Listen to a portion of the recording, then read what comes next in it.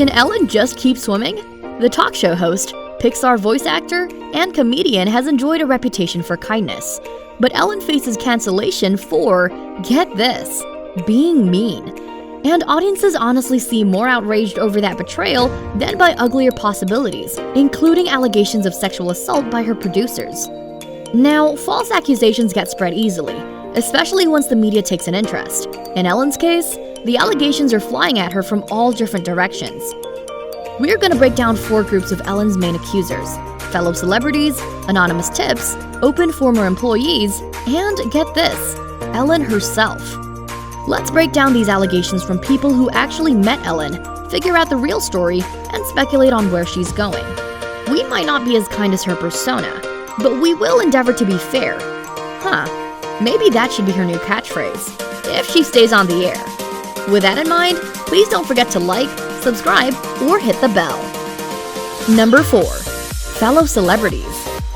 Ellen famously brings figures ranging from Taylor Swift to Barack Obama on her show, but not all of them seem thrilled by what happened behind the scenes.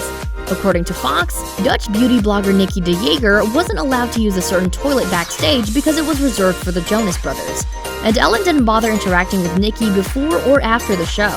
An overworked intern greeted the guest, who only exchanged words with Ellen as the cameras rolled.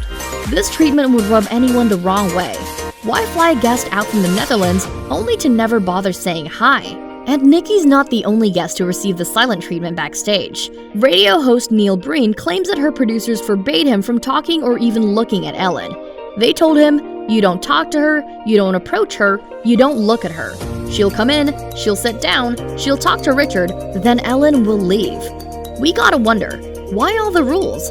Is Ellen an ice cube that'll melt if too many people open their mouths around her? Now, is it possible that Nikki and Neil exaggerated their experiences on the show? Maybe, but Nikki doesn't seem to have an agenda. She initially shared the story when prompted by a Dutch talk show host, and she graciously admitted the possibility that cultural differences were at work. If Nikki only wanted to trash Ellen's name, she could have done it on her own platform, not to mention in English. As for Neil, he said, "I'm not blaming Ellen, because I didn't get to talk to her, because I wasn't allowed to. So I don't know whether she's a nice person or not." Despite the tactful phrasing, it's a pretty damning statement about a talk show host. After all, audiences tune in for the supposed chemistry between Ellen and her celebrity guests. Why does she make so much money for talking to people if she apparently hates it? Of course, fellow entertainers aren't lobbing the heaviest accusations at Ellen. Buckle in to see what Ellen's staff may think. Number 3. Anonymous tips. Much of the controversy surrounding Ellen came from a BuzzFeed article that supposedly interviewed 36 former Ellen employees. Now it's worth mentioning that every single BuzzFeed accuser remained anonymous. In fact, the article remains vague about how many people even corroborated certain stories. We understand that in a cutthroat industry like TV, former employees risk their careers by speaking out. Unfortunately, that makes it impossible to verify the BuzzFeed story. That being said, let's take a look at the anonymous accusations. Disturbing allegations have been leveled at 3 executive producers of Ellen's show: Kevin Lehman, Ed Glavin, and Jonathan Norman. Some of the worst ones include grabbing a PA's penis at a company party, flipping over a table and screaming when an employee resigned, singling out black employees for inappropriate jokes, asking employees for oral sex, groping a PA in a car and kissing their neck, and inappropriately touching women in the control room. Now, Ellen herself has not been accused of racism or sexual assault, but people are understandably angry that 3 of her senior producers may be predators. Now, the anonymous BuzzFeed sources all disagree on what she does and doesn't know. One theory is that because staff aren't allowed to even talk to Ellen, the host remains completely isolated from the office culture. She doesn't know about the sexual assault because she has no real interaction with her staff. If that's the case, then Ellen's main fault is poor leadership.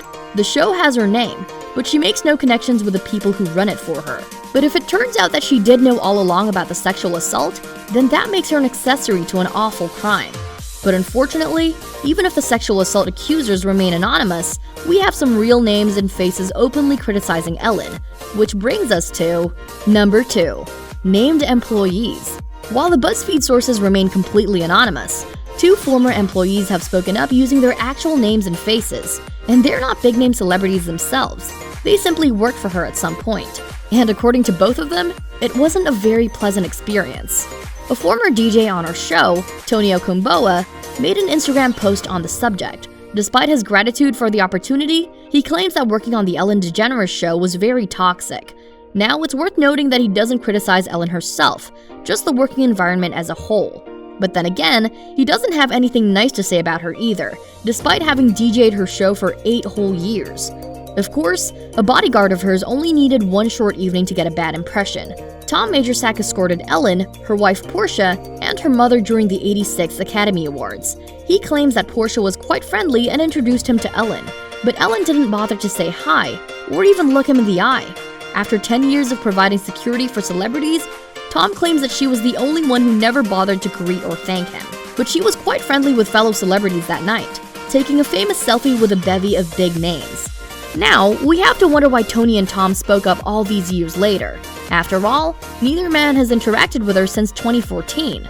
Tony explains that many people called him with questions about Ellen, and he was only coming forward to show solidarity with fellow employees. And Tom the bodyguard says that following Ellen's treatment of beauty blogger Nikki, he felt compelled to also speak up. Now it's possible that both men were doing this for the 15 minutes of fame. But why would they? Tom Majorsak guarded celebrities for years, and he could have accused any of them. And let's point out that Ellen hasn't responded to either of them. Apparently, she still doesn't find either of them worth her attention. Not surprising, given how busy she is putting a questionable spin on the situation. Number 1. Ellen's response. So, to recap, Ellen faces 2 wildly different accusations. 1, being mean. 2, allowing sexual predators to literally run her show. How do we make sense of this? Well, Ellen herself is only adding to the story. She did issue a statement about the toxic work environment. She explained that as the show grew, she delegated responsibility to people like her producers. While she did apologize for the staff's bad situation and promised to make it better, we can't help noticing something. Ellen didn't say a word about the sexual assault allegations. She vowed to participate in diversity and inclusion workshops, but made no promises about protecting staff from sexual predators. Why would she omit that serious aspect of the controversy? Now it's possible that she's not sure whether the sexual assault actually happened and is waiting for the Warner Brothers investigation to finish. But if that's the case, we still have 2 questions. 1, why can't she explain that in her statement? 2, why were 3 producers fired? Ed Glavin, Kevin Lehman, and Jonathan Norman have all been ousted, and they were the only ones accused of assault in the BuzzFeed article. If Ellen believes they're innocent, why did she let the studio fire them without a word? If she believes they're guilty, why hasn't she apologized for letting them run her show? Her silence does make us wonder. But maybe that's the entire point. By refusing to bring up the possible sexual assault, maybe the studio simply hopes that audiences will forget. But here's the problem. Nobody can stop talking about Ellen's unkindness. Normally, that would hardly make headlines, but Ellen's entire brand rests on her mantra of being kind to others. After all, a big draw of her show is the philanthropy. She has donated millions of dollars to good causes, big and small. People enjoy her show because they see her as Dory from Finding Nemo. Adorable, good-hearted, and a little goofy. But now her reputation for kindness is gasping like a fish on dry land. Now, it's worth noting that Ellen didn't begin as a kindness professor. She began as a stand-up comedian. And anyone who's watched her host the Oscars agrees that she is still a very funny lady. So maybe it doesn't matter whether or not Ellen's a mean person or an incompetent boss. If she continues to entertain people on her show, then they'll keep watching. Here's an idea. How about she changes her mantra to, be mean to people, but still donate to charity? She could host people on her show, be mean to them, and still hand out giant checks. That might be a show worth watching.